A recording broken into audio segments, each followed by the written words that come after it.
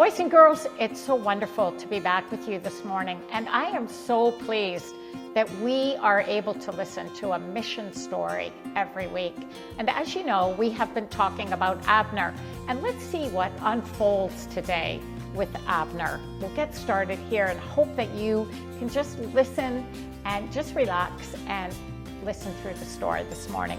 Abner and Susan walked around in the rubble from the wrecked camp buildings. Where will we live? Our apartment has been destroyed. It will be so hard to find clean water to drink or food to eat, said Abner. This will be so hard for our country. Look, parts of the office is okay. We can stay in this little room, Susan said, as they walked around looking at all of the damage. And as they walked around, they discovered that there's also plenty of canned food still stored in here. The team of young people who came to help us build the dining hall left this food behind. It will be enough to help feed us and our helpers too, said Susan. Abner started looking through the food. We have chicken, beef, peaches, peanut butter, and all kinds of good food to share. God has provided for us again. What a great reminder that God is our more than enough provider. Abner explained, there was enough to feed everyone, Susan said, all of their helpers for more than a month. Abner started rebuilding the camp. I don't know how to put a roof on a house. I've never done that before. Have you ever been in that struggle where maybe you've not known how to do things, but God comes through for you? I know that God will help me. That is Abner's faith speaking there. Up he climbed onto the roof, and he and his helpers lifted really heavy roofing material, pounded nails, and worked really hard in the hot sun to make the camp usable again.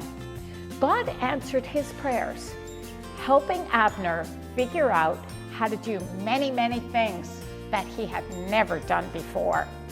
Missionaries face many challenges as they learn to trust God. Storms, learning new things, sickness, and dangerous situations. One day, Abner's boss and father-in-law, Mr. Racky, was returning from a town where he had gone to pick up supplies. He drove all along the rough roads towards the camp when all of a sudden there was a herd of oxen on the road. The oxen would not move away.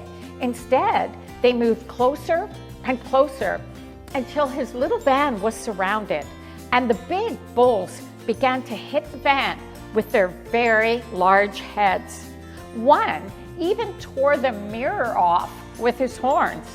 And finally, the rancher was able to get his herd from the van. Mr. Racky was happy to get safely back to camp. Another time, Mr. Racky had to go to another building during a rainstorm. And as he hurried again down the sidewalk, zap! Lightning! It just struck right in front of her. She was safe, but now the camp had no electricity for poor Mrs. Racky and the others. They had to hold camp without any lights at all. These are just a few of the many more stories Abner could tell if he were here with us. Missionaries have many challenges, but they can trust God no matter what, and so can we. They work very hard to tell others about Jesus. Next week, we're going to talk about what Abner's doing now. He has a special message that he wants to hear. I can't wait to hear his special message. Thank you so much for listening to our story this morning.